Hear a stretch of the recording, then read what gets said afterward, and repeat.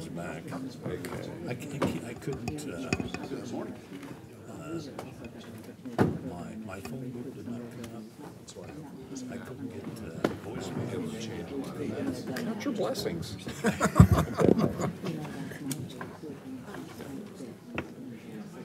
So Actually, I think. that's my argument about going.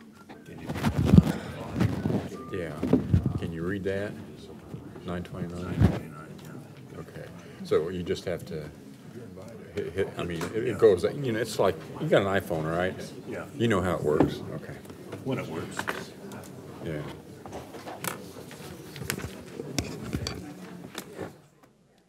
was going to stop in to see you, but you were working this morning, weren't you?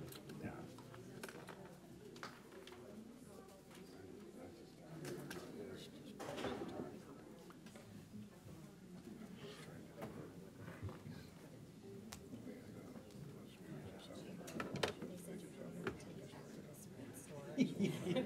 Really? And then after it gets to the, so we'll put their function.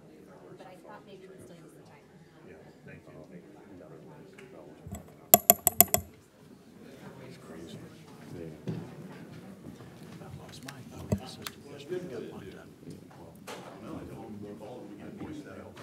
DTI told me that yesterday, and the day before, there was something put down. The mics are on. We're live. Yep.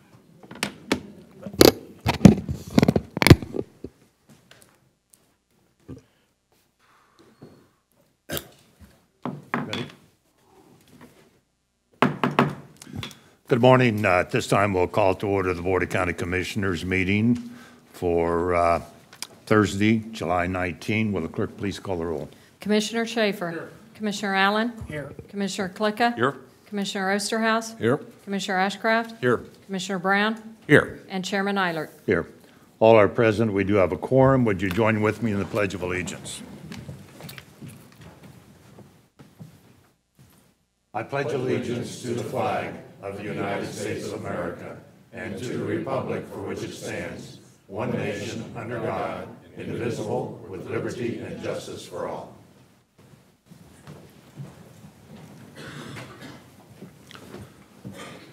Would ask that those who are present, if you have a noise-making device, if you could turn it to silent mode or off so as not to interfere with our electronic communications. Would appreciate that very much. We do not have any presentations or recognitions to present this morning, so we'll turn to the public comment portion of our agenda. If there's anyone present who would like to address the commission on an item which does not later appear on the agenda, would invite you to the podium, state your name and address, limit your comments to 5 minutes, and we'll be glad to receive that information. Good morning. My name is Ann Pritchett. I live at 6201 West 67th Street in Overland Park. I'm also president of Johnson County Democratic Women and a survivor of sexual assault. On behalf of more than 200 members of Johnson County Democratic Women, North and South chapters, and as a sexual assault survivor, I am here to ask the Commission to strongly disapprove of the meme Commissioner Mike Brown posted on social media recently. This meme is a picture of the Statue of Liberty with this quote.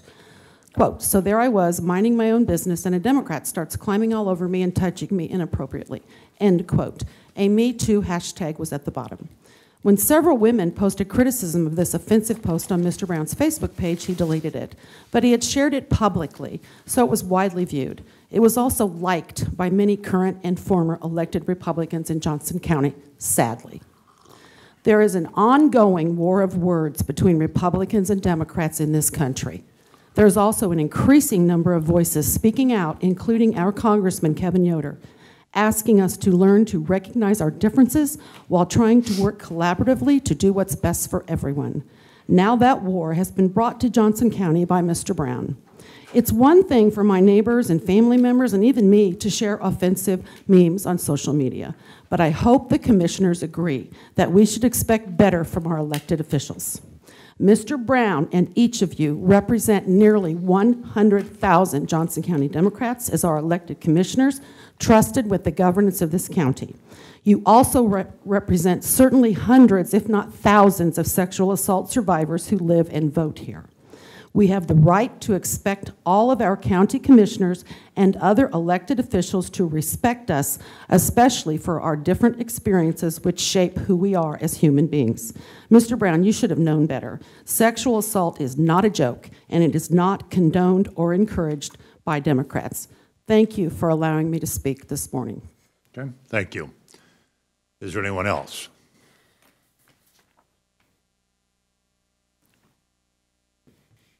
Richard L. Gall, 38400 West 183 Street, Edgerton, Kansas. Same address as when I was here last week. I was able to talk to a supervisor from the roads, whatever, Johnson County roads the other day. And he told me if you would divide the southern part of Johnson County, the southeast and the southwest, divide that by Highway 169, the southeast part, 70% of their roads are paved, 30% not. The southwest part is just opposite of that. It didn't take me long to figure out that what people felt like when they were told to go to the back of the bus. That's how several of us feel. There are several people in the area we live, that, including us, that have to haul water. We don't have access to rural water.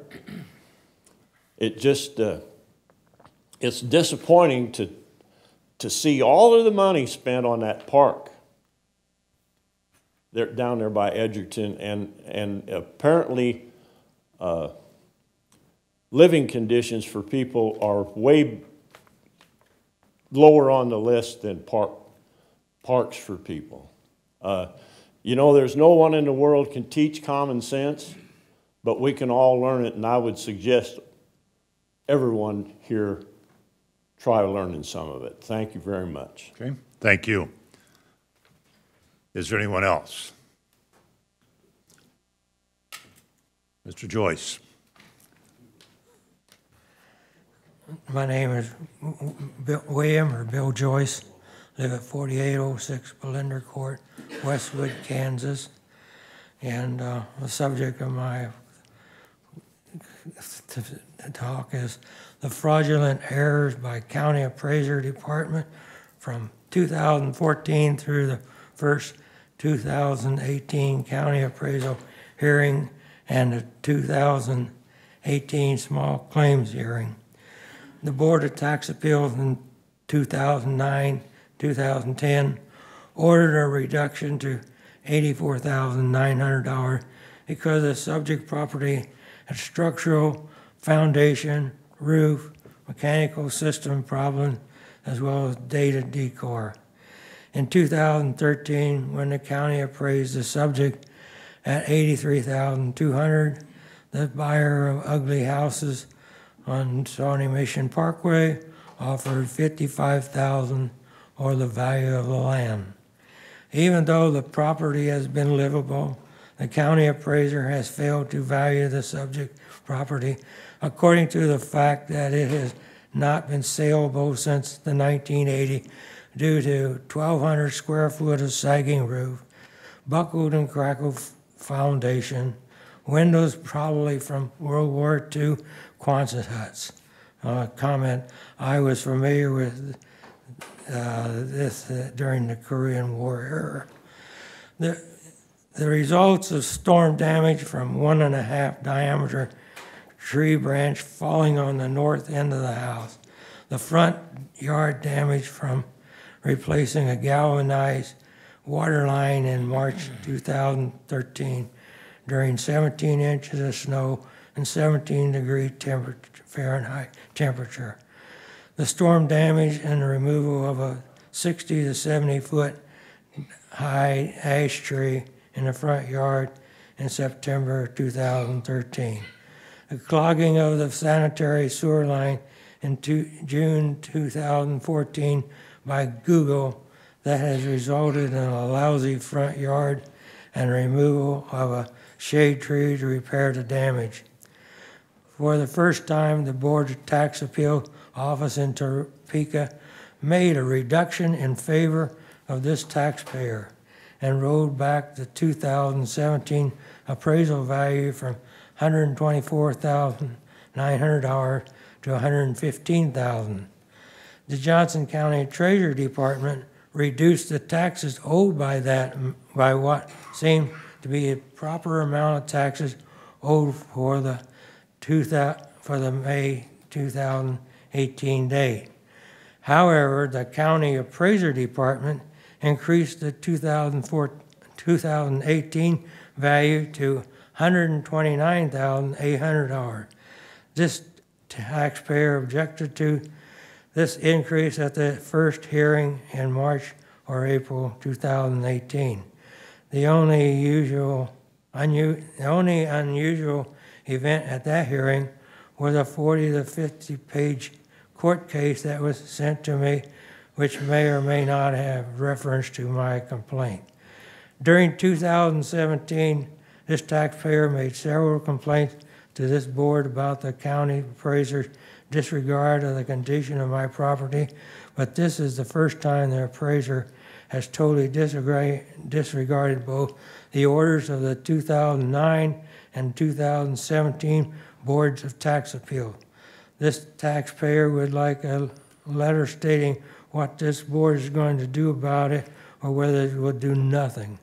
I believe that in past year, 3 commissioners protested about appraisal in their area, and it appears the appraiser has shifted over valuation to other areas.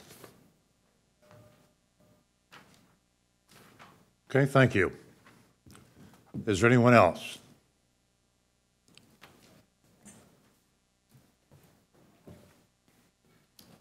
Hi, Mary Lynn Poskin, 12924 Howe Drive, Leawood, Kansas. And I'm here to look Mike Brown in the eyes and ask how you could post that on Facebook. As a county commissioner in this county and as a resident of this county, I'm deeply offended and expect more from the county commissioners, and would just like to say that the voters who have never been interested in the county commission race before are now interested and will remember this throughout the election period. This year, 2 years, 2 more years. Okay, thank you very much. Is there anyone else?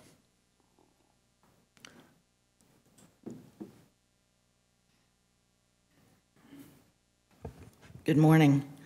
I'm Jan Pringle, 15271 Lake Road 1, District 6. I'm also here this morning to talk to Commissioner Brown because I believe we're all due an apology. 81% of the women in this country have been a victim of sexual assault or sexual abuse in some form, and yet we have a commissioner who apparently thinks that those things are funny. Did you all see a copy of the Facebook post that he made, the photos we sent around? Yes. Yeah. Just maybe a quick question for the commissioners. Would you raise your hand if you think that rape and sexual assault are not funny? Well, I think we would all agree with that statement, yes. Okay, well, and unfortunately, Mr. Brown is in the minority there because he doesn't agree with you. When he thinks that posting something like that is humorous, then we've got a real problem here.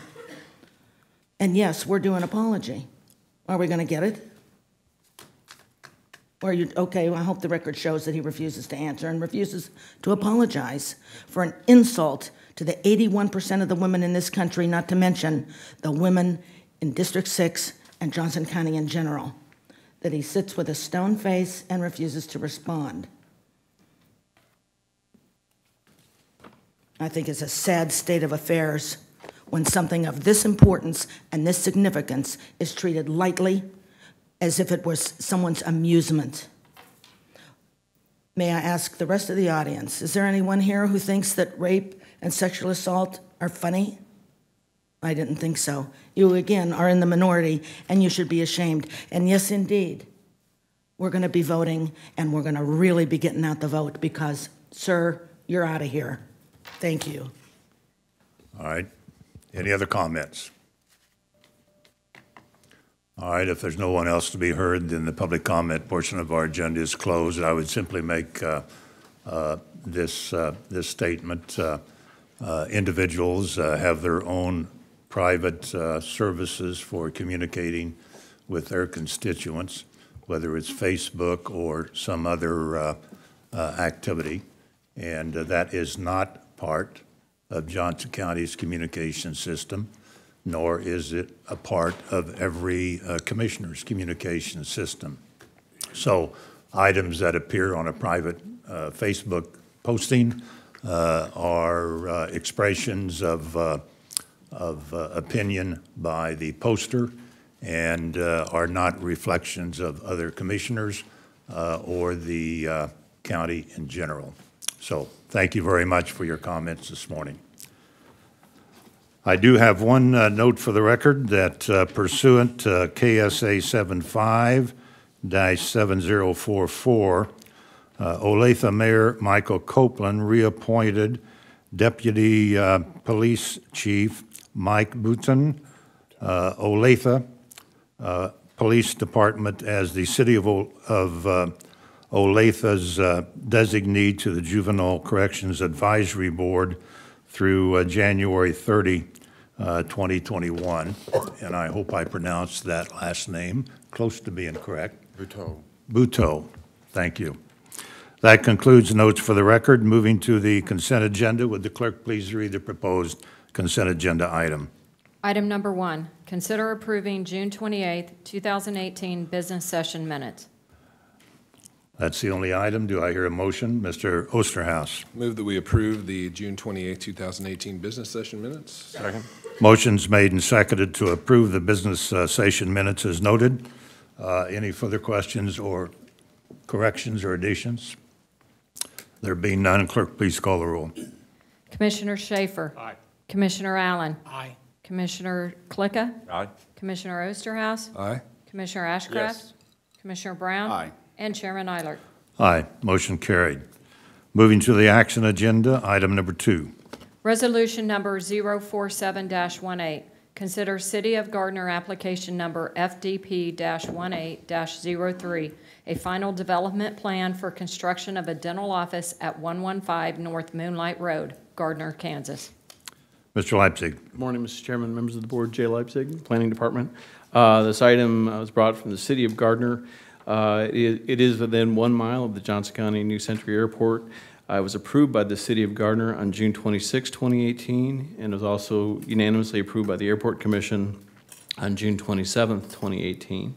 It's at 115 North Moonlight Road, and I have a vicinity map and also an aerial map that shows it a little bit better. This is for a final development plan for a dental clinic, which is consistent with the airport compatibility plan and the City of Gardner's compatibility plan. And the only reason it's before us is because it's within 1 mile of the airport, is that right? Yes, that is So correct. it's been approved by all agencies? Yes, that is Okay, correct. thank you. Any questions? Is there anyone present who would like to address the commission on this item? There's no one to be heard. It's back before the commission. A motion is in order. Mr. Brown. Thank you, Chairman. I move to adopt resolution number 047-18, approving City of Gardner application number FDP-18-03 for the reasons and subject to the stipulation set forth within the resolution. Second. Motion's made and seconded to approve the resolution as recommended. Any further questions? There being none, clerk, please call the roll. Commissioner Shafer. Aye. Commissioner Allen. Aye. Commissioner Klika. Aye. Commissioner Osterhaus. Aye. Commissioner Ashcraft. Yes. Commissioner Brown. Aye. And Chairman Eilert. Aye, motion carried. Next item. Item number 3, resolution number 048-18. Consider City of Gardner application numbers Z-18-04, PDP-18-04, FDP-18-02, PP-18-03, and FP-18-01 for rezoning to CP-3, Planned Heavy Commercial District Preliminary and Final Development Plan, and Preliminary and Final Plat for commercial development to be known at the Gardner Business Center located at the northeast corner of South Moonlight Road and East Warren Street. Mr. Leipzig. Morning, Mr. Chairman, members of the board. Jay Leipzig, Planning Department. This item was brought forward from the City of Gardner. at the intersection of South Moonlight Road and East Warren Street. Was approved by the City of Gardner on June the 18th, 2018. It was also unanimously approved by the Airport Commission on June 27th, 2018. And this is brought before you because it is within 1 mile of the New Century Airport. Okay. Questions of the staff? Again, anyone present who would like to address the commission on this item? No one to be heard. It's back for the commission. A motion, Mr. Brown?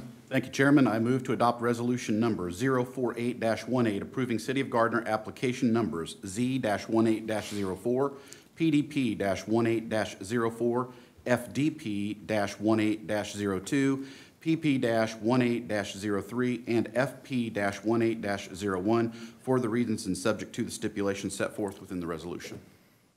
Second. Motion has been made and seconded to approve the resolution and the application as recommended. Any questions, discussion? There being none, clerk, please call the roll. Commissioner Schaefer. Aye. Commissioner Allen. Aye. Commissioner Klika. Aye. Commissioner Osterhaus. Aye. Commissioner Ashcraft. Yes. Commissioner Brown. Aye. And Chairman Eilert. Aye. Motion carried. Item number 4. Resolution number 049-18. Consider City of Overland Park application numbers PDP 2017-00121 and DEV 2017-00175 for preliminary and final development plan for a public park. Jay. Morning, Mr. Chairman, members of the board, Jay Leipzig, the Planning Department. This item was brought forward to the City of Overland Park. It was approved by the City of Overland Park on May 15th, 2018. It was also unanimously approved by the Airport Commission on June 27th, 2018. And it's brought before you because it is within 1 mile of the executive airport. And the representative of the Parks Department is here as well, but this is really a community amenity. It's an 11-acre park, pocket park, that does have access to the Coffee Creek Trail. And again, this comes before us because it's within approximately 1 mile of the airport. This is a city park. The county parks has no responsibility for maintenance thereof. Is that right? The Parks Director I believe that is correct. Ms. Geller? Good morning, Chairman, Commissioners. Jill Geller, Park and Recreation District. This actually is a county park. There were 42 acres that was donated to the county by the Verhaeg family right along Coffee Creek Trail. We're developing this 11 acres as a trailhead to provide community members parking access, a small playground, a shelter, and so we will be responsible for the maintenance and upkeep of this, as well as the entire trail that runs along this property. So you went before the City of Overland Park and requested this? What was the process? I'll let Jay speak to the process of Overland Park. Yes, Mr. Chairman, the City of Overland Park, it went through the normal planning process, the Planning Commission, then through the City Council in Overland Park, and then it was so I brought before you because it was within 1 mile of the airport. Mr. Chairman. So just to make sure I understand, this is land that we own within the City of Overland Park? Yes. It's not the unincorporated? Okay, thank you. Mr. Klika? Obviously, I do support this motion. I'll be happy to make the motion, move it forward. But I do have a couple questions. Since this is county property, is there a reason it had to go through? Is it required to go through the municipal process, or could it have just gone right straight to here? Commissioner, I believe there again, if the county attorney would like to speak, but my understanding is because this is within the City of Overland Park, it does have to go through the Overland Park planning processes and the normal land development process that the city would have. I thought as a governing body here and as a governing entity here for county property, I didn't, and maybe I just need some clarification. I just thought. Well, I'm assuming. It seems to me that folks that are trying to do these types of development, and including the parks, having to go through all these hoops and all the way through this process, it just seems kind of burdensome. It seems to me like the county would not be treated any differently other than any other property owner within the city of Overland Park. Any property owner who wants to develop or change land use or have a specific use would have to go through the city, and the county would not be treated any differently. No reason. That begs some questions on the reverse side, but I'll leave that for a later time. But Well, it's similar to the items we had before in Gardner. Because they're within 1 mile of the airport, we have to opine. So, very similar. All right. The other question, Jill, when is it anticipated this project will actually get finished? Obviously, you're not doing any super major type of, there's going to be a playground, it's going to, a little pavilion or whatever, and then the major piece of this is going to be the connection to the trailways, correct? That's correct. We are waiting for some road development to be concluded. The developer of the adjacent subdivision is doing some roads there. So currently there's not access to this property by the public, so we're kind of subject to his development, but we expect that to be done soon so that we can get started. And I would say within a year to 18 months, we'll have this property open to the public. And is this the last step for this to move forward? Yes. From OP and from county and everybody being involved, the airports and so forth? Yes, this is All the right. last step of the approval process, and then we can. And then it turns over to you to do the job? That's correct, and I would agree with Chairman Eilert, and I think Cindy was getting ready to comment that because this property sits within the city of Overland Park, we do have to go through the normal planning process with each city, just as when we're doing development in Shawnee Mission Park, either on the Shawnee or Lenexa side, we go through their planning departments for approval. Thank you. Any other questions, Mr. Ashcraft? Thank you, Mr. Chairman.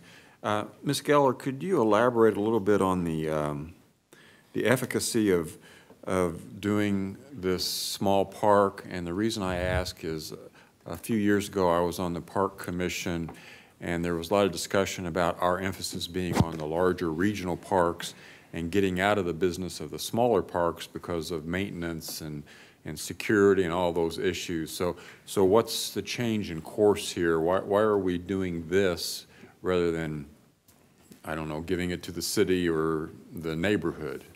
Well, I would not suggest that there's a change in course. We have several small parks along our streamway trails, and we utilize those as trailheads. So simply, they are a parking lot for people to access the trail, and we typically put a small playground and a shelter on those properties as well. And basically, they are a trailhead, and that's the vision for this park as well.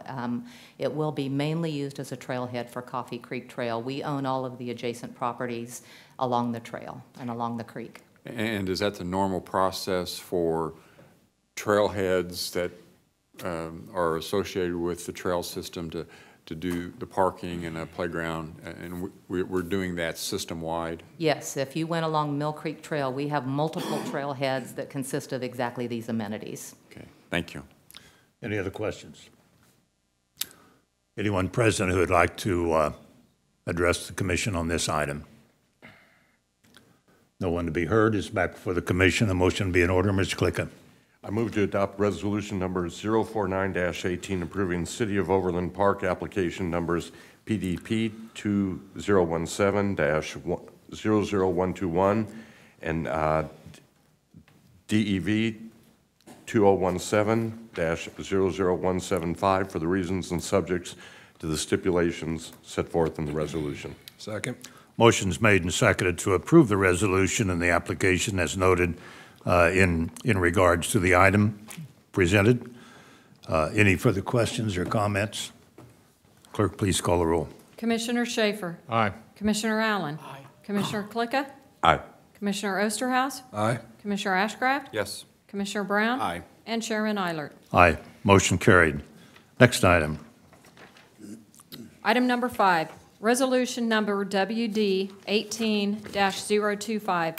Consider approving a motion determining and apportioning final project costs of sewer improvements totaling $7,425,976.82 within lateral sewer district number 1 of Kill Creek number 2 and setting a public hearing on August 8th, 2018 6:30 p.m. at the Johnson County Administration Building, 111 South Cherry Street, room 201, Olathe, Kansas, on the proposed assessments upon properties in this benefit district. Ms. Picaric. Good morning, Chairman and Commissioners. Susan Picaric with Wastewater this morning. This is the Gardner Lake project, so up on your screens you should see, this is Gardner Lake here, kind of in this light gray, and then there's a dark boundary here, and that is the boundary for our Gardner Lake project. This is a project where we installed low-pressure sewers to replace failing septic tanks and holding tanks. That project is now complete, and the residents are pleased with this project. Before I go through the actions that we're talking about today, I want to recognize a couple of people. I've got Shannon Mathis here with us. Raise your hand, Shannon. So Shannon took this project on. He joined Wastewater right before this project went to construction. Is that right? Yeah, maybe even through to, 6 years ago already, so maybe in design, I guess. Shannon did a great job working with all the residents out there to get this project through and be successful. We also want to recognize Gordon Ramus, who's on vacation today, and then our permit technicians who processed all those permits that were part of this project. So thank you very much for doing such a great job. So the action we're here to request today is to approve the final cost for the project and set a public hearing for August 8th to present those final costs and accept comments from the public on the costs. This action is just part of the process of going through to the point of apportionment. After the hearing on August 8th, we'll be back for the final apportionment. That'll probably be the first meeting in September, we anticipate. Total project costs for this project were $10.4 million, or roughly $10.4 million, with a $7.4 million amount that is attributed to the lateral sewer district. So this is the property owner cost. And then $3 million is for the consolidated main sewer district or wastewater cost.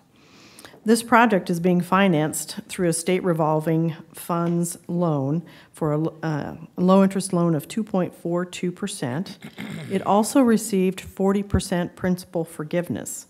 So with the principal forgiveness as part of this project, the state will be picking up $4.2 million of that $10.4 million project cost. The lateral sewer district reduces from 7.4 to 4.5 million, and then the consolidated main sewer district costs reduce from 3 million to 1.8 million. As far as the apportionment is concerned, the homeowners that did not connect to the sewers will only be paying for the mains, the low-pressure sewer mains that were installed as part of the project. Lump sum cost for that is $2,780. Following the public hearing that we have, the property owners have 30 days to pay that lump sum amount.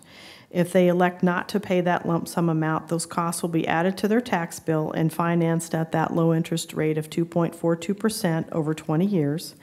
If they choose to finance over 20 years, their annual payment is roughly $177. And we have 93 home sites that will pay for pressure mains only. We have 234 home sites that did connect with, and so as part of that connection, they would have a grinder pump, and the lump sum cost for their part is $18,117, or annually their payment would be $1,153 if financed over 20 years. And so staff recommends determining those final costs and setting the public hearing for August 8th at 6:30 p.m. here in this building, downstairs in room 201. I'll be happy to answer any questions. Ms. Picaric, let me ask you this. Is this informational meeting? This is a different time than when we would normally hold a public hearing before this body? What is the difference? What Correct. Because of the large number of property owners affected and because we are presenting the costs to them, we typically hold these meetings, any sewer information meetings, and in this case, it is a public hearing, so they'll be able to make comment. We typically hold those meetings in the evenings so that folks are able to come. We have over 300 affected properties here, so it could be a large turnout. We need to hold that downstairs. So if the commission, this will be a spatial commission meeting? Yeah, typically in these meetings, the district commissioner, so in this case Commissioner Brown, would be in attendance, and all of the commissioners are invited and you are welcome to Okay. come, but not Well, I required. wanted to make that distinction because it Okay. does call for a public hearing, and that's been the process that's been used in the past. Yes, that's our typical I appreciate process. that clarification. Yeah. So the action this morning is simply to set that time for the public hearing. Correct. Is that right? Yes. Okay. Any other questions? Mr. Allen?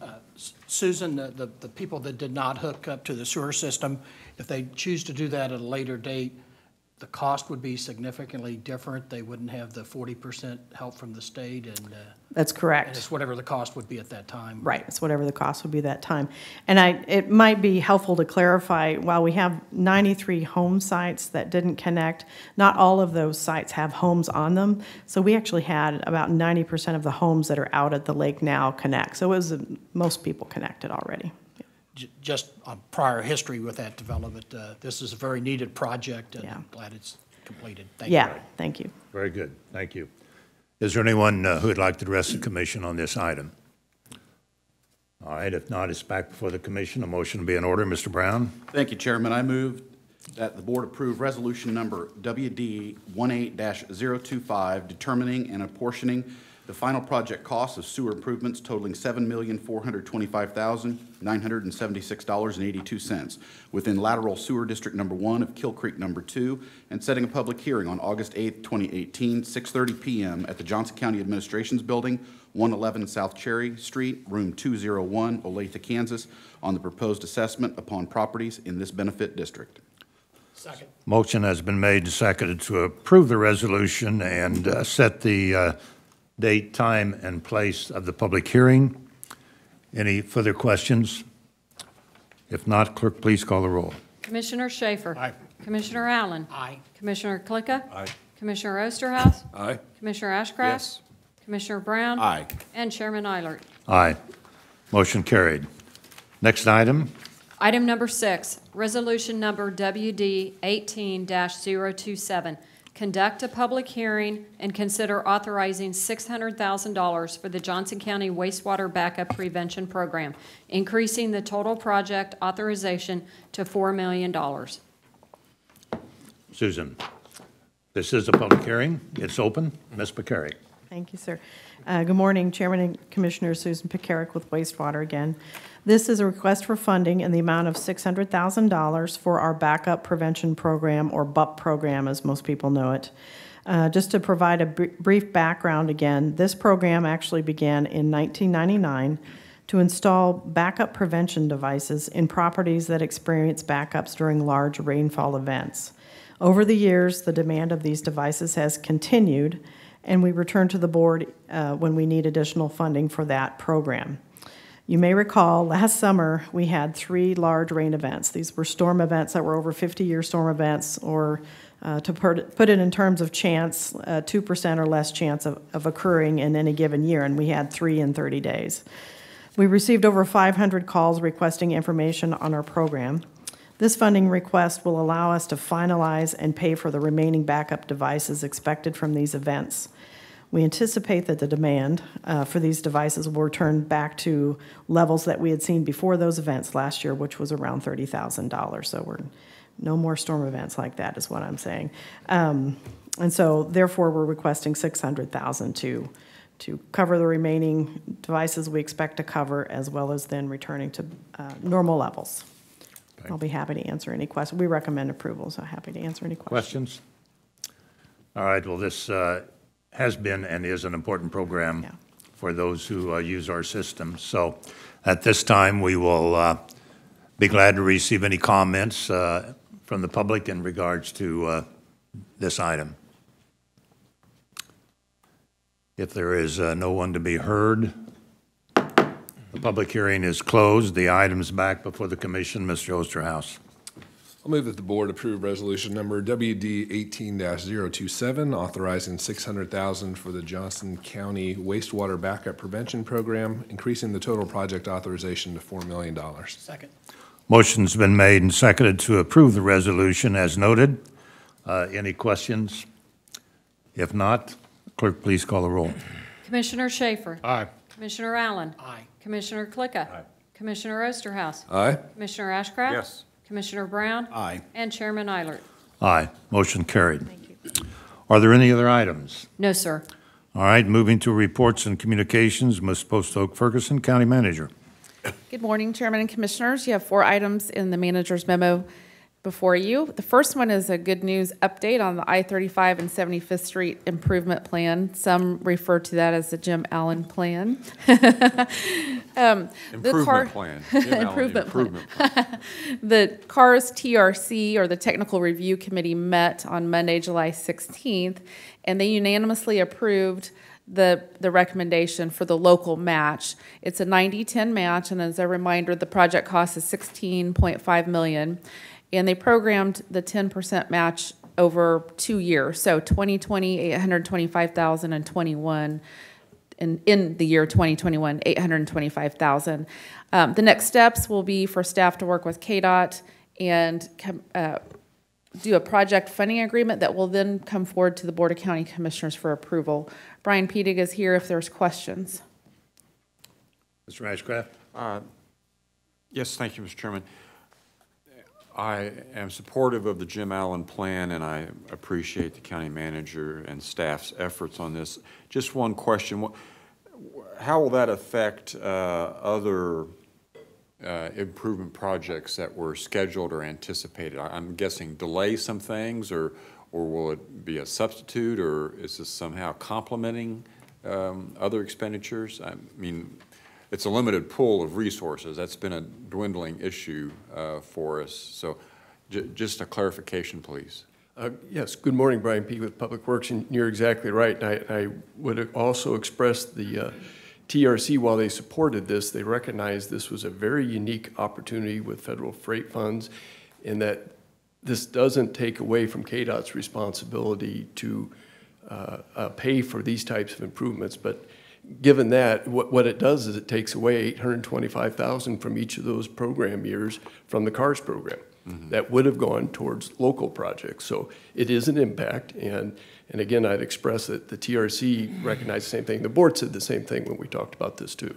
So that's the impact. Because, I mean, it is a policy decision, and I think it's a very high priority item. But we had a gentleman earlier this evening or this morning talking about some roads and improvements on roads in the country. I mean, when we shift funds for this, it diminishes the revenues available for those kind of projects, I fear. Are these the same? These would be city local projects, so it wouldn't affect the work that we do in the unincorporated area, but it still affects the work that happens in the county. Okay, thank you. But I think there was also part of the consideration that there were at least 3 cities involved in this intersection or approximate to this intersection. There was a countywide impact of motorists who move back and forth on I-35 every day. And so this would allow a more immediate response to take advantage of the funding that's been available. And so I think it's a good compromise. Agreed, and they felt the same way too. Yeah, okay. And Mr. Chairman, I'm not disagreeing, but it just points out we do have to make those tough decisions sometimes, and this is a good decision, but it does have impacts elsewhere. Okay. Yes. Next item. Sunflower Quarry, a site inspection was completed, which is a requirement of the CUP that was approved by you as Board of County Commissioners. It has to be done once every 5 years. It's actually done more often, but this is a reporting to you per the CUP approval.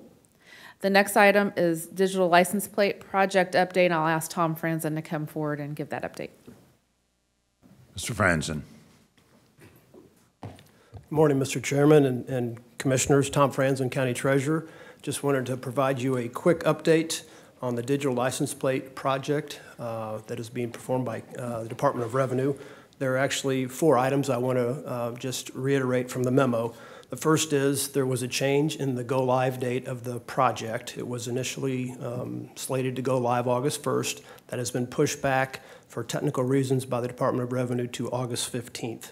The second item I want to mention is to the customers that we serve. The population that's impacted by this change are only those drivers that are actually needing to get a new plate. In other words, if you've bought a new car, that's the population we're talking about. Third, I wanted to remind the board quickly of our communication efforts that we've put forward as this project is getting ready to be implemented. First, we've been doing press releases.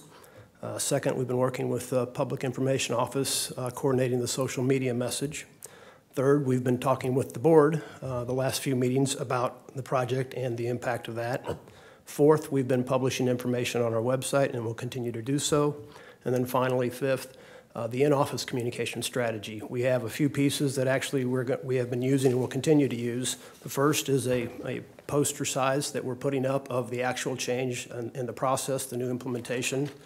The second actually is our flyers that we have posted at the workstations when customers are getting served.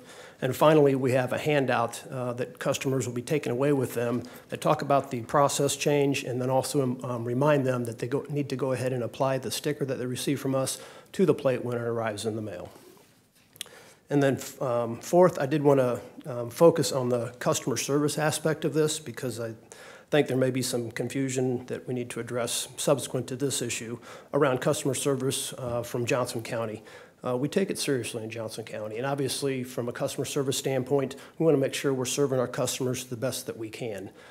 There will be some training that comes along with this implementation. We are scheduled to do that training beginning next week, and what we're doing is we're doing that training after hours because, quite frankly, we have the busiest month of the year for us is August, and we want to make sure that we're on the front counter serving our customers to the best we can.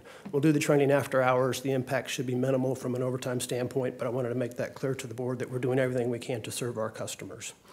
And with that, I would stand for any questions on this issue. Questions? Mr. Allen.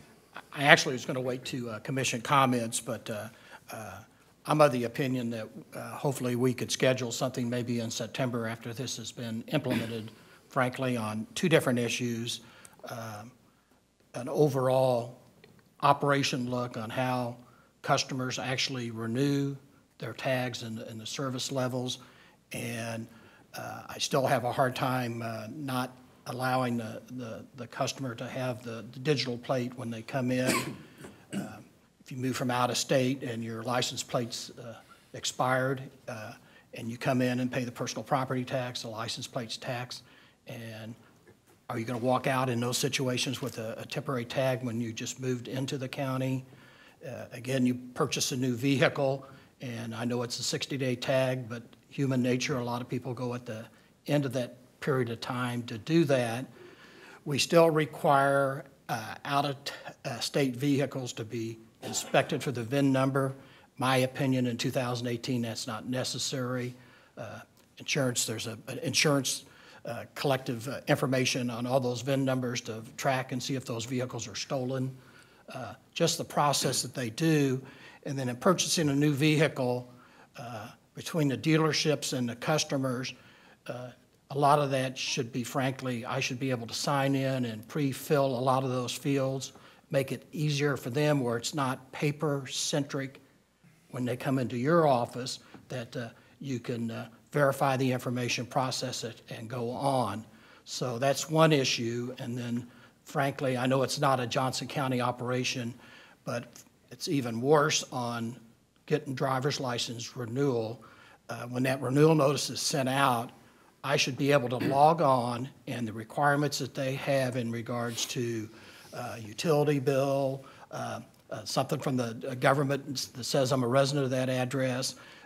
A lot of people today want to have the red star to verify that they can fly on a plane. I should be able to scan or take a photograph of that passport, birth certificate, social security card. A lot of that information should be done digitally. I should actually be able to pay that fee when I walk into the driver's license after they verify that I have the correct information. The only thing I should have to do is have a photograph taken and get out of there. It's 2018. They're too paperwork-centric. It's a digital age. Customers today would expect a higher level of service. They're still back in the 60s, and it's been quite a week on the news, the different news channels, and see the frustrations, people outside, the heat. There were 2 articles in the paper today, editorial, and then again quoting the frustration. But unless there are processes changes, it's going to be a continual problem. They need an overall way how they conduct their business, and they frankly need to be in 2018 and let the citizens that are willing to input a lot of that information, and their process, frankly, could be much streamlined. And that's why they have all the backups they have. Apparently, they must have slow scanners. I don't know what the problem is, but it's pretty frustrating, and I don't see anybody taking an overall look on how they conduct their business and make it more customer-friendly.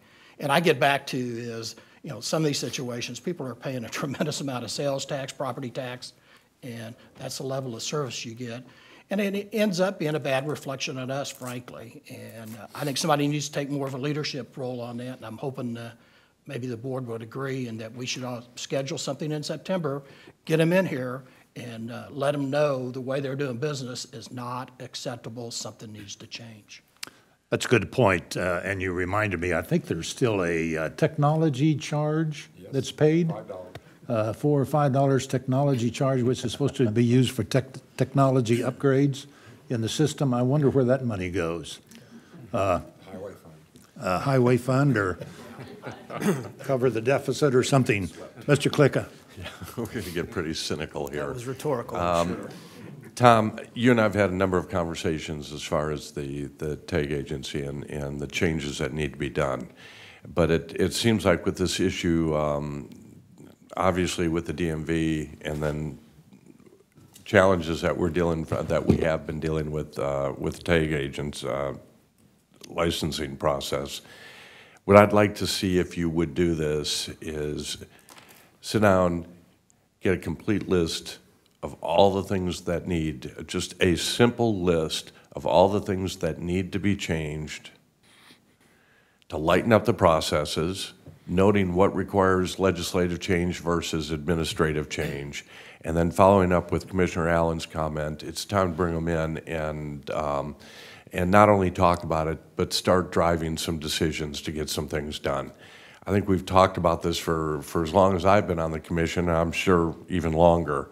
And I know you've been begging for help, and you've been trying to work the halls of Topeka to try to get some of it, but I think some others are going to have to start carrying the bucket of water to help that process.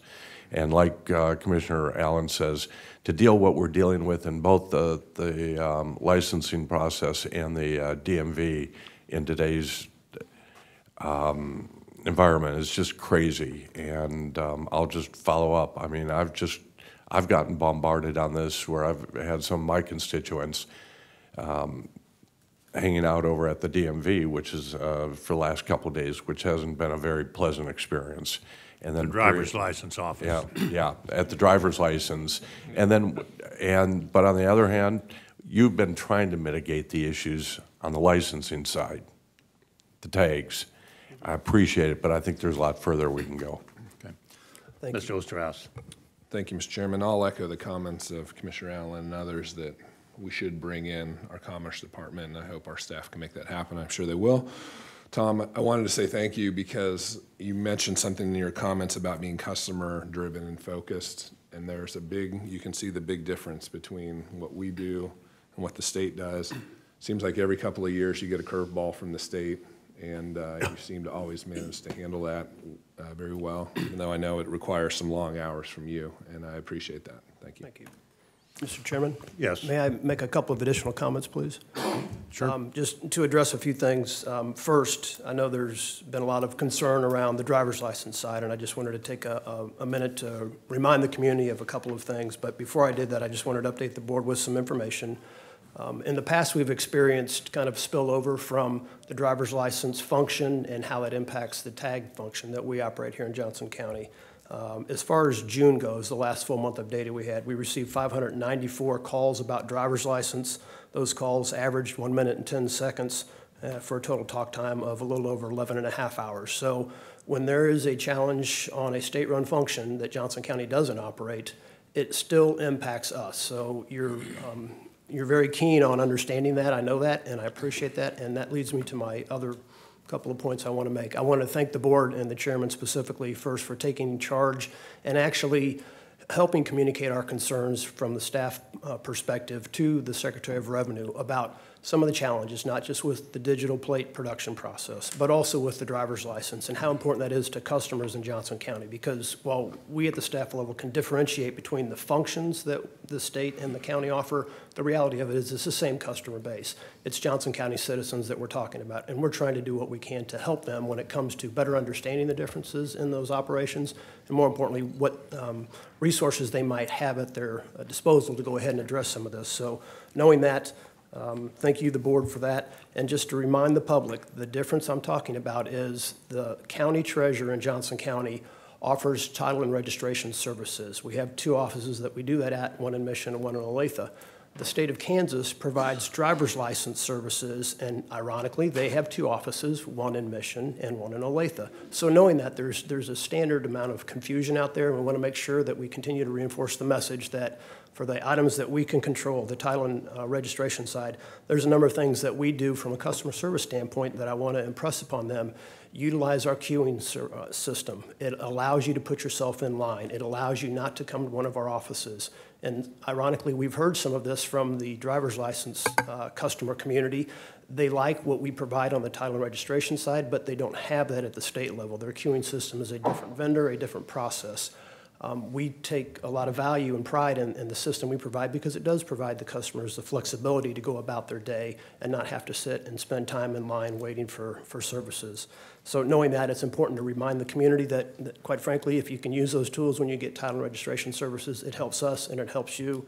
And last note I wanted to make, and I think Commissioner Osterhaus, thank you for your comments. The reality, during all this media the last week or so around driver's license, we actually were out at the National Association of Counties Conference receiving an award for information technology in our queuing system that we implemented. So while the state may be struggling with some other issues, local government's doing a very good job of innovating, applying technology where it makes sense, and being recognized nationally. So I just wanted to remind the board of that as well.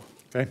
All right, thank you very much. I would just make one additional note. I know I sent communication yesterday to the Speaker and the Majority Leader of the Senate about the rising level of frustration in regards to the driver's license office situation. I did receive a communication back this morning from the Majority Leader. I haven't read the entire document yet, but it was referenced that they were planning on sending additional personnel to the offices. So maybe that's a start. Mr. Brown. Just one additional comment. I emailed and had an email conversation with Secretary Sam Williams at Department of Revenue relative to this topic and the license plate.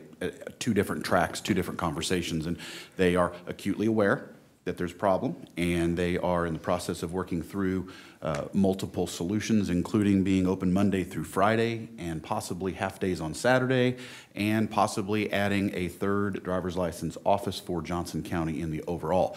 I would point out that at the low unemployment rate we currently enjoy in Johnson County, it makes getting qualified, background checked, and ready to roll employees a little bit tougher right now. So sadly, I think it's going to be a little bit of a slow process to get this ramped up and get it straightened out. But at a minimum, Secretary has acknowledged that there is a problem with me and is moving toward a solution. Thank you. Well, keep on your calendar, Mr. Franzen, Mr. Allen's idea. I think it's appropriate sometime in September, maybe after this license plate process has been in work for 30 days or 45 days. Hopefully it goes smooth as they keep telling us it's going to be, but I have my doubts. But at least we'll have a period of evaluation and invite the KDOR folks in for that conversation. Cool. Thank you very much. Good comments. Anything else, Ms. Postoke Ferguson? Yes, one more item regarding the Fire District number 2. We had a meeting this week, and because it was a special board meeting, we wanted to give a quick summary, so I'm going to ask Maury Thompson to do that. Thank you, Penny. First, thank you to this body for assuming one of your newest roles as the governing body of Johnson County Fire District number 2. As Penny said, there was a special meeting of that board held this past Tuesday evening. A number of items were covered on that agenda. And one was the conduction of a public hearing regarding the fiscal year 2019 budget for the fire district. That budget was approved by the fire district governing body for advancement to the Board of County Commissioners on August 2nd. Additionally, there were some human resource policy revisions to bring the district's human resources policies in a number of areas into compliance and consistency with county human resources policies that we believed were prudent for the district. The approval of the July 2018 payables was conducted, and there was a presentation from the external auditor of the 2017 audit of the district, and that was presented again to the governing body. And finally, there was an operations and performance report given by the chief of the district to the body. So once again, thank you for what I thought was a very productive initial meeting of the district governing body, and we look forward to our next one. Okay, thank you very much. Is that it? Nothing further, Okay. thank you. Turning to commission comments, Mr. Schaefer. Thank you, Mr. Chair. We appreciate it. Like a number of our commissioners and staff, I had the pleasure to attend the National Association of County Conference last weekend in Nashville, Tennessee. I'll let each of us comment as well as we go forward, but the main highlight of that particular effort on my side was the fact that a dear friend and a fellow past National Association Regional Council president was elected to second vice president by 6 votes. It's a landslide. A landslide, yes, out of 4 very qualified candidates. And it was an interesting process how it occurred. And the ones who had a chance to sit and be a part of that were very, very informed about how democracy works. Yes, our 18 Kansas votes did count. So Gary's aware of our situation and how we helped him, and he's very much appreciative. Thank you. All right, Ms. Klika. I too had the opportunity to attend this, and along with Commissioner Allen, spent quite a bit of time in the Transportation Commission, or in the committees, and just dealing with the current rail, transit, roads issues that are on and airport issues that are current at the present time. And it's kind of neat because he's our chairman of our committee, so we're real pleased that he moved ahead. So congratulations. Thank you. Mr. Ashcraft.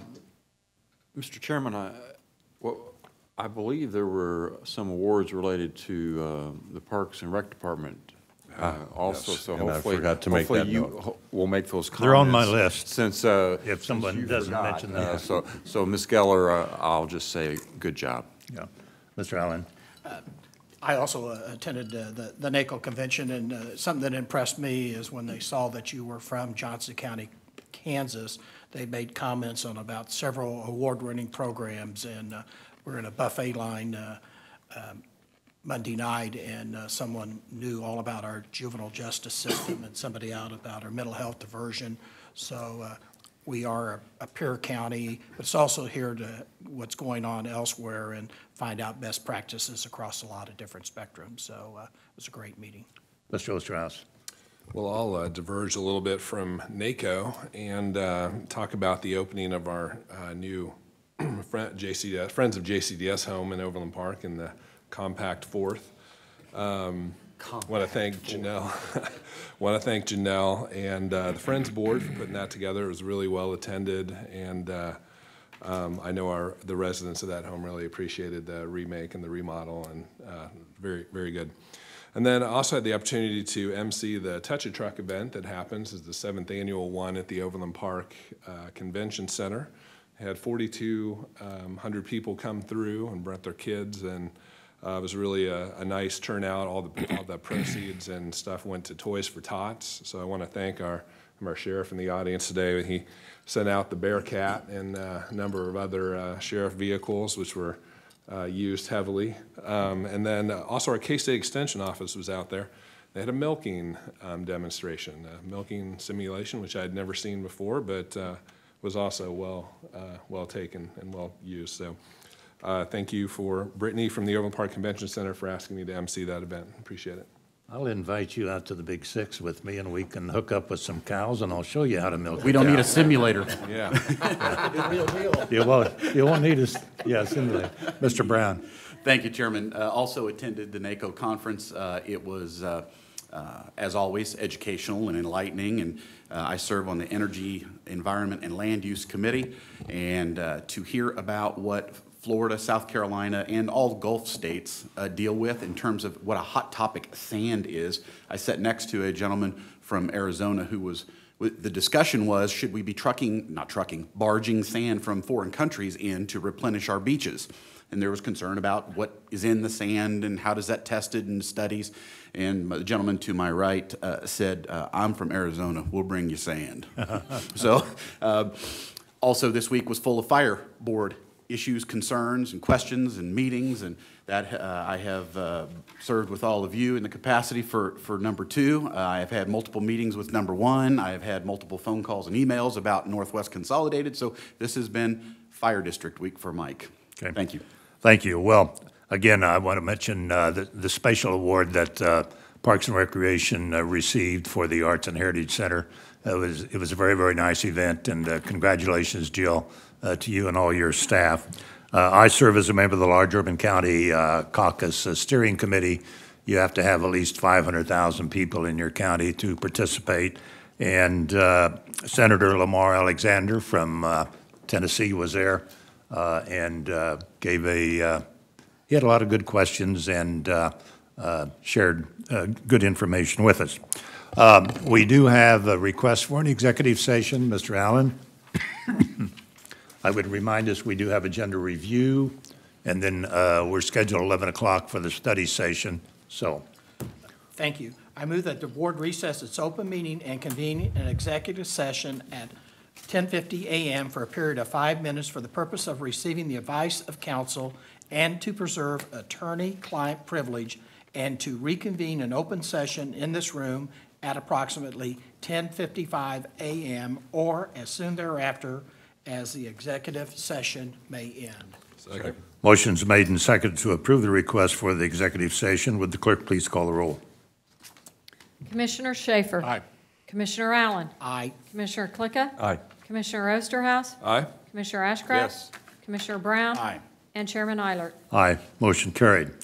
We are in recess. We'll take a short break and come back for agenda review. Thank you all very much. Thank you, Mr. Chair.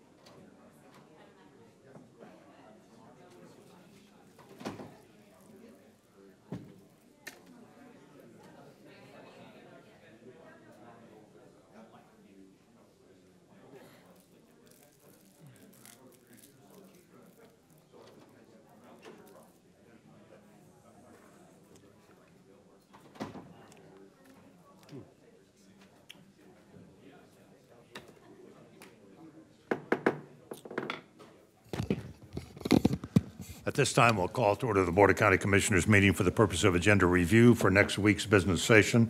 Will the clerk please call the roll? Commissioner Shafer. Here. Commissioner Allen. Here. Commissioner Klika. Here. Commissioner Osterhaus. Here. Commissioner Ashcraft. Here. Commissioner Brown. Here. And Chairman Eilert. Here. We do have a quorum present. Would the clerk please read the proposed consent agenda items?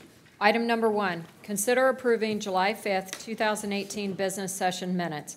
Item number 2, consider authorizing a contract to MEI Total Elevator Solutions for elevator maintenance services for a total amount not to exceed $115,000 per the University of Kansas Procurement Services Contract number 17010684.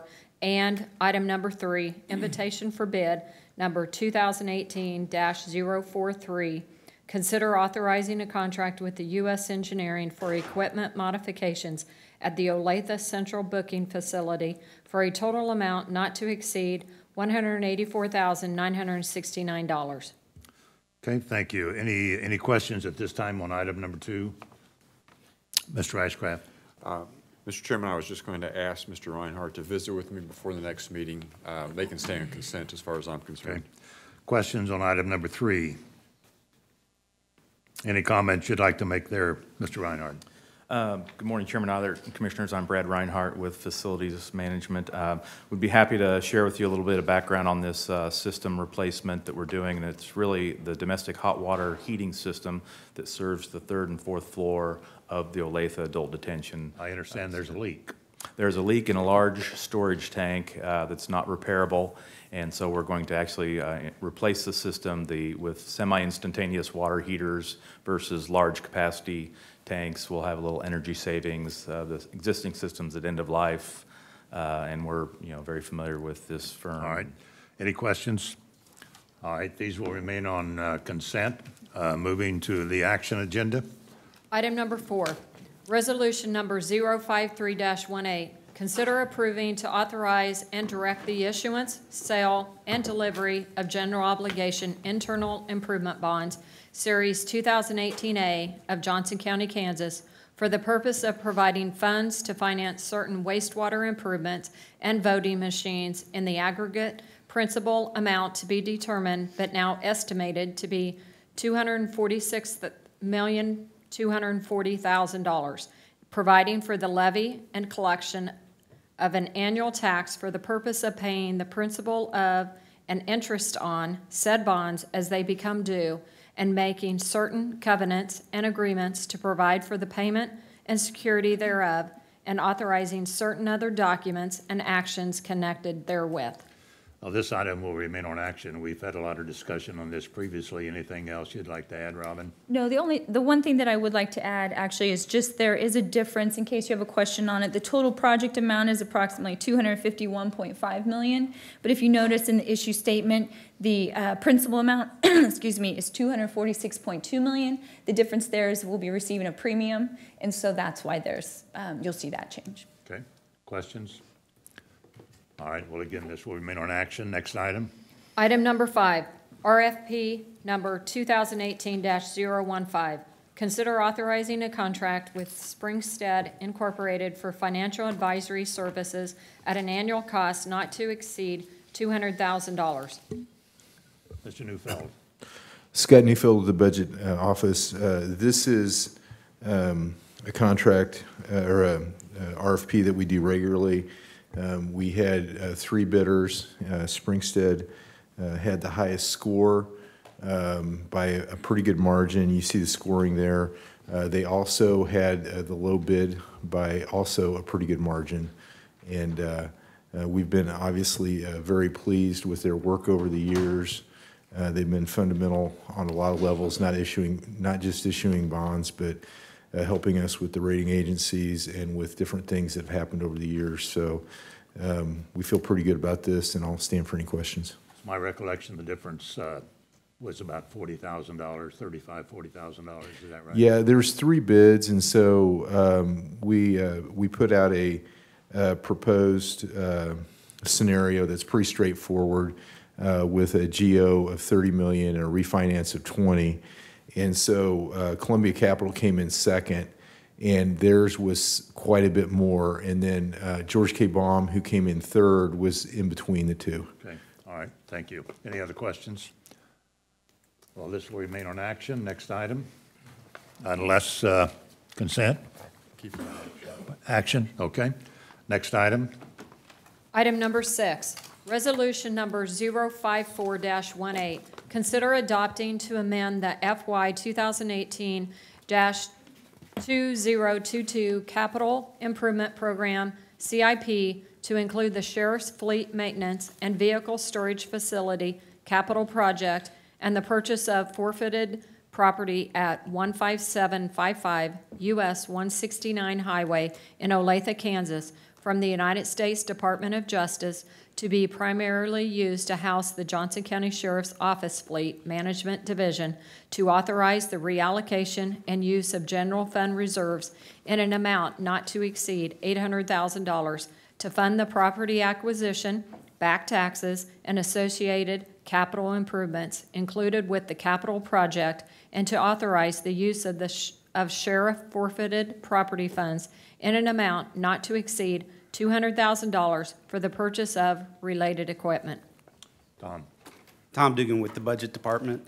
This is a request to set up a capital project to use reserves and purchase and renovate a building. The building is roughly 157th and 169 Highway, and would be used by the sheriff to house their fleet and their to also act as a vehicle storage unit for them. The request includes a total amount of $1 million in the capital project, $800,000 of which would be reserves. That would cover the cost of the building, which we are able to get at a reduced rate because it's property that was seized by the federal government. That amount is $262,000. We are also required to pay back taxes in the amount of roughly $120,000, and then the remainder of that $800,000 that would be used from reserves would be used for renovation of the building. So there's the use of federal dollars in some form, is that right? The property is currently federal. Right. Federal property that So we do get at a pay for reduced that, or amount. they give it to us? I'm sorry? Do we pay for that, or do they give it to us? We pay for it at a reduced rate, roughly 25% of the appraised value. Then there's county money, which we pay ourselves, or the property tax we have to pay. Yes. And then, as I understand, there's some forfeiture funds involved also? Yes, the sheriff has dedicated $200,000 in their own forfeiture funds that they would use as equipment that would be related to the activity that would be done at this building. All right, thank you. Mr. Brown? Thank you, Chairman. A couple of questions. The back property taxes on the property, are those reimbursement to Department of Justice, or are those a transfer internal here? Those would be local property taxes. Right. Yes. But have those property taxes been kept up by the Department of Justice, and are we reimbursing them with that amount of $286,000, or is it internal? Are we moving it from shuffling money internal? I'm not sure I understand the. Well, did Department of Justice pay property taxes while they've been in control of the building? I am unsure. I know that that total amount is back taxes. It's not for a current amount due. It's back taxes. Okay, that's fine. I just wanted clarification so I understood where that money was from and where it was going. Can I ask one more question, Chairman? Yeah. What is the current appraiser's assessed value of the building as it sits there today? $659,040. In its current condition? In its current condition. Okay. Okay. Thank you. Other questions, Mr. Ashcraft? Thank you, Mr. Chairman. Mr. Dugan, this may be directed to you or the sheriff. I have backup if needed. Very, and they're armed, I know. Okay. This facility will be a supplement or a complement to existing activities for storage and maintenance of vehicles is the question. And by doing this, will there be some offset in terms of expenses that would currently incur for I don't, renting space or however it's arranged. I didn't see anything related to that in the briefing sheet. Maybe a better question for the sheriff. I know that what they currently do is a temporary solution, but I Right. might ask the sheriff to answer that. Sheriff Thank you. Hayden, can you respond to that? Yes, Commissioner Ashcraft, basically there'll be savings because we rent space now to house a lot of our larger items, command posts, the armored vehicle, things along that size. But it'll also have significant savings because we will be doing our own motor pool work, our own repair and maintenance and preventive maintenance of our vehicles. We have about 200 vehicles, and we have traditionally farmed out all the maintenance costs to other entities to do that, and we're going to do it in-house now.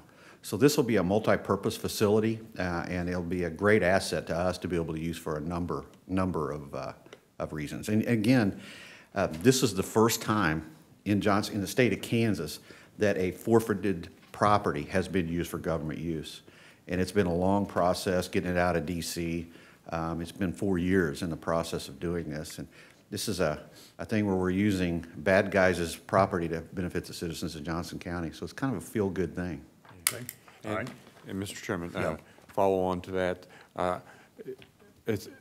The approach is reasonable. I just didn't see the cost benefit. That I'm sure that will be included after this or when this is in full operation in terms of any budget adjustments or reallocations. Is that the intent? Yes, sir. I mean, as with any new program, Yeah. we can try to. And finally, is this effort coordinated with the county's general vehicle management system and the efforts that the county's been going through trying to consolidate and capitalize on equipment support and repair and storage and all that? Is that included in that? I don't see Mr. Waters here or Chris, but Sheriff, I'll ask you then if that's... We've met with them, and we have looked at county facilities and looked at the overall benefit of doing that.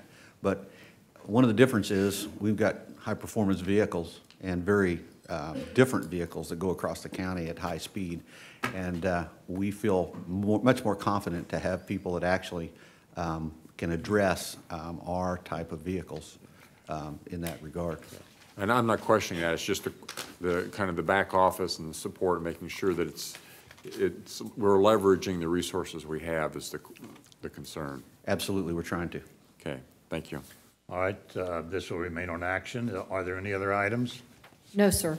All right, that concludes our agenda review. We are back in open session.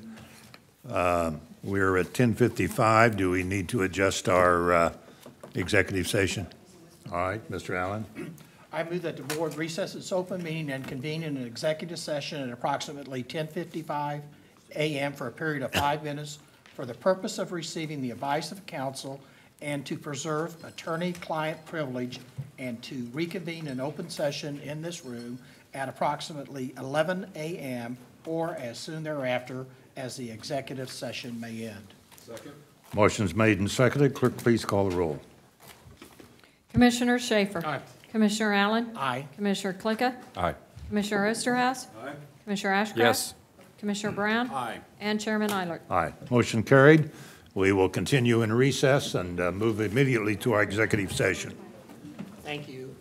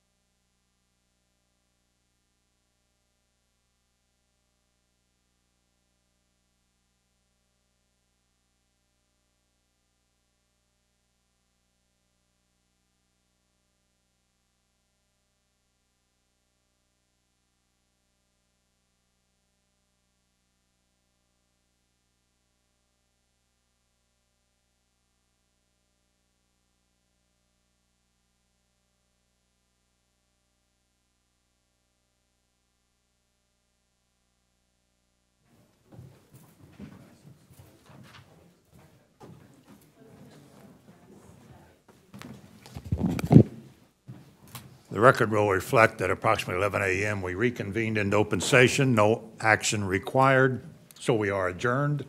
Our study session will begin immediately as soon as we all can gather. Thank you all very much. Thank you, Mr. Chair. Thank you. Where is the study session?